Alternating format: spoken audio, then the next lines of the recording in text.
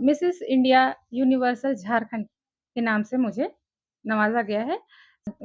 दिल्ली के नोएडा में हुआ था।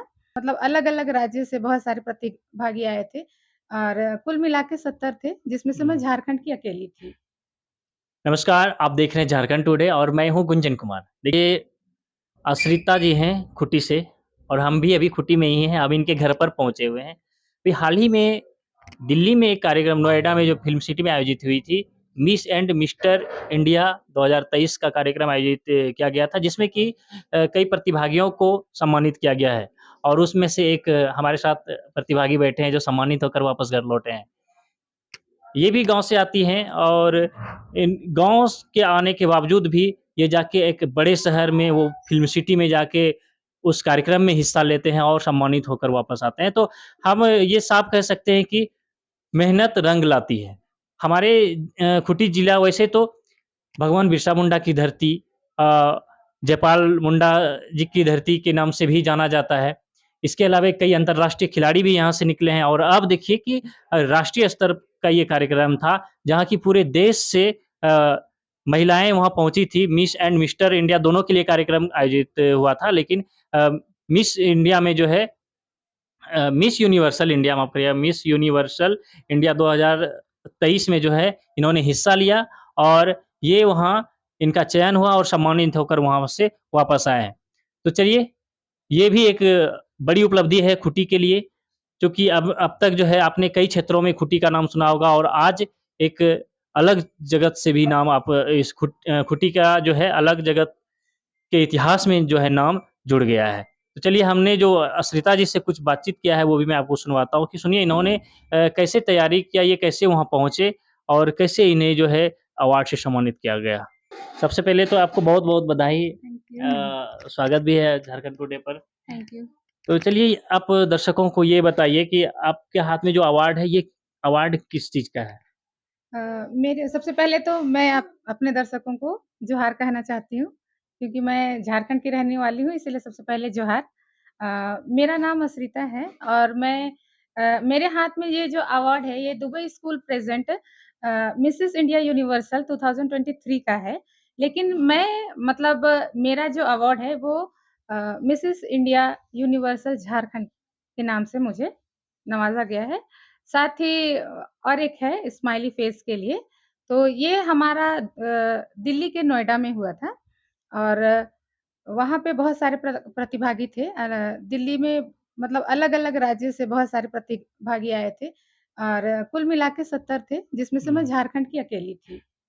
तो बस यही था। उसमें उन्हीं के द्वारा मुझे कॉल आया और कॉल आने के बाद में मेरा ऑडिशन हुआ। ऑडिशन भी मैंने ऑनलाइन ही दिया था और जिसमें मैं सेलेक्ट हो गई।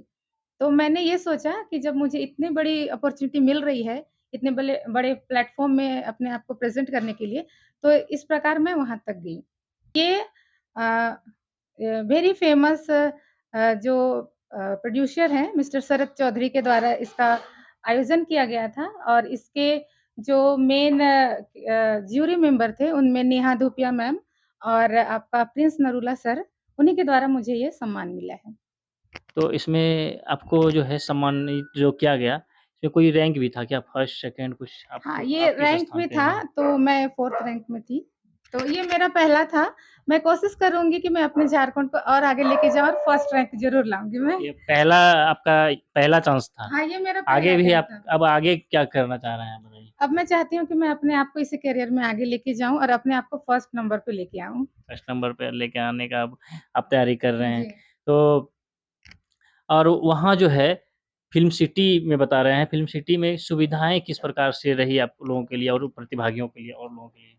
जिस प्रकार मतलब मैंने कभी ये सोचा नहीं था क्योंकि ये मेरा पहला एक्सपीरियंस था।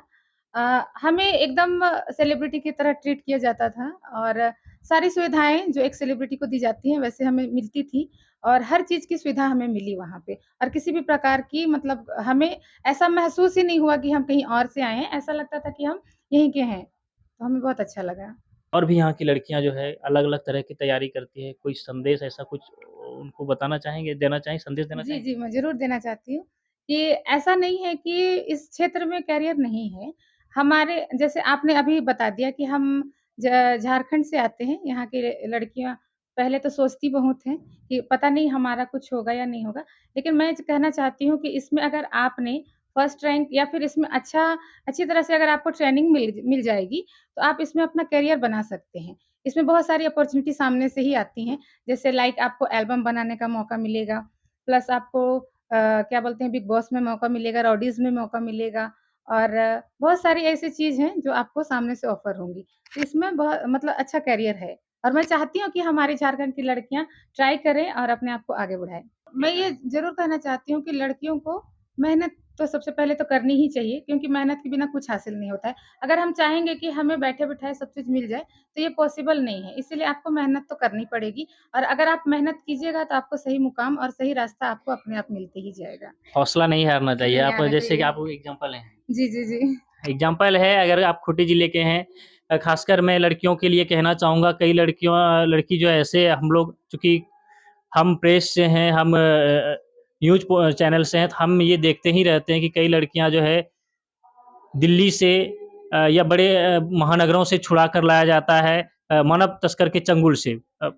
सम मानव तस्कर के चंगुल से उसे छुड़ाकर लाया जाता है जिला प्रशासन की टीम द्वारा। तो आप ना बहकावे में नहीं आइए, इनसे प्रेरणा लीजिए कि ये भी गाँव की ही रहने वाली है, ये भी कोई मुंबई से नहीं आए हैं, ये खूंटी के ही एक गाँव की है और इन्होंने भी मेहनत किया और इन्हें जो है आज इनके हाथ में एक सम्मान जो है आप अवार्ड देख पा रहे हैं।